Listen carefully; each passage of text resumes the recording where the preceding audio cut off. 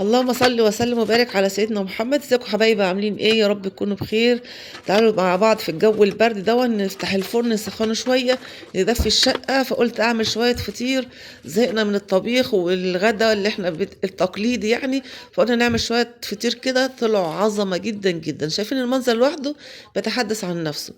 طري من جوه ومن بره مقرمش كده، حاجه كده عظمه. وبينز سمنه كده. ايه الجمال ده والعظمه دي! عملنا 5 فطيرات بس بصراحة تحفة تحفة تحفة. شايفين التوريقة عاملة ازاي؟ مورق كده وجميل، وهو سخن بقى كليه كده بشوية عسل. عظمة والله. تجليب جبنة، تجليب جبنة قديمة، تجليب عسل، تجليب عسل أبيض، اللي انت حباه اعمليه.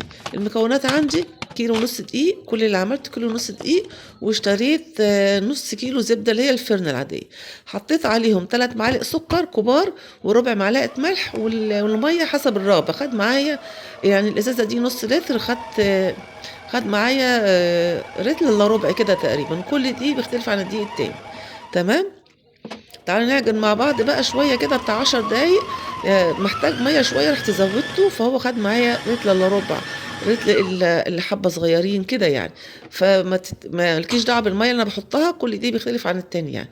بص العجينه طريه جدا، زي عامله زي الاستيك. حلوه قوي قوي قوي. عشان بس انا عايزاها ملزقه سيكه عشان الفطيره تبقى طريه معاكي. فعشان تطلعيها بشويه زيت كده تسلكيها من العجان. شايفين العجينة عاملة ازاي يا بنات؟ تحفة جدا جدا. هحط بس شوية زيت في البولة واحطها ترتاح شوية. سيبيها بقى ترتاح ساعة، نص ساعة، زي الوقت اللي عندك اللي انت حباه. تمام. شايفين العجينة استك ازاي؟ سبتها بينه وبينكم بتاع ساعة واكتر كمان.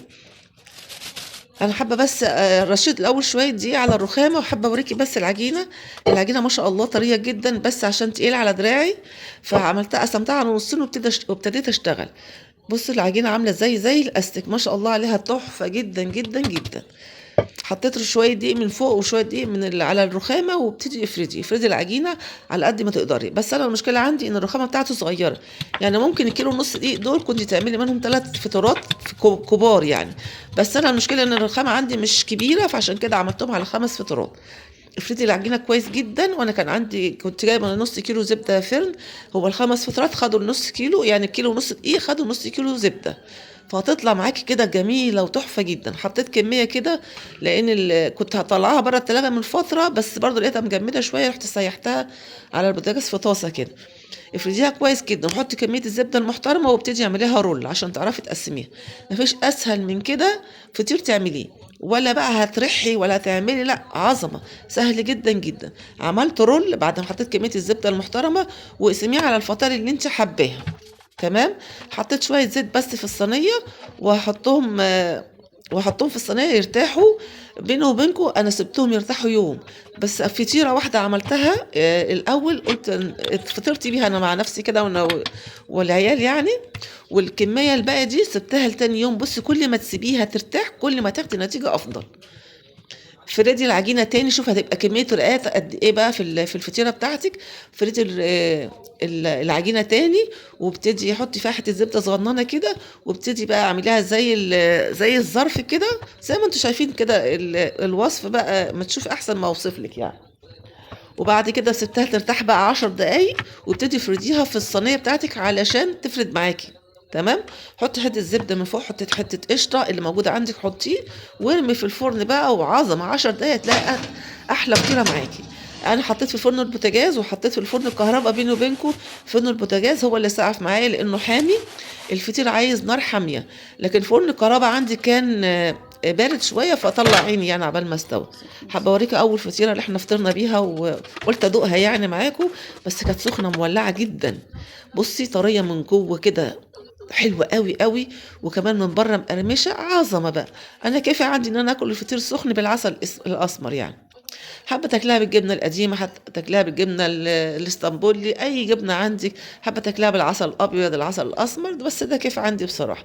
حابه اوريك التوريقات عامله ازاي، متورقه جدا، حلوه قوي قوي. وطريه كده، غمسي وكلي يا اختي وادعي لي بقى. عظمه عظمه عظمه. دي كميه الفطير الباقيه بقى قلت احطهم في فرن الكهرباء، بس لا بصراحه الفرن عندي بارد نعم. جدا. فلا اشتغلي في فرن البوتاجاز افضل لك يعني.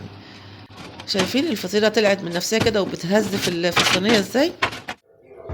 عملنا كمية حلوة جدًا 5 فطارات، 5 فطارات حلوين مش صغيرين على فكرة، يعني الفطيرة تشبّع يعني.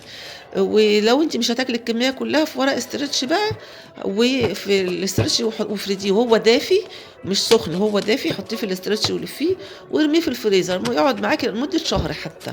يعني أي وقت طلّعي افتحي الفرن كده دقيقتين وابتدي كُلي الفطير كإنِّك لسه عاملاه. عظمة، عظمة، بس كُلي بقى وادعي لي، اعملي بالطريقة دي إن شاء الله مش هتندمي، حاجة كده جميلة اعمليها في بيتِك أنضف وأحلى وأرخص وأوفر من برّه. يعني بيتهيأ لي من برّه مش هيحطّوا لِك زبدة يعني، أي نعم هي فرن بس مش هيحطّوا لِك برضه الفرن دي، تمام؟ الفطيرة برّه هتجيبيها بكام؟ ب50، 60، 70، 80 جنيه. الفطيرة الكبيرة بتوصل ل80 و100 كمان. لأ إحنا عملنا 5 فطاير في البيت عظمة جدًا. لو عجبكم الفيديو يا ريت تدعمونا بلايك وشير، سبسكرايب للقناة.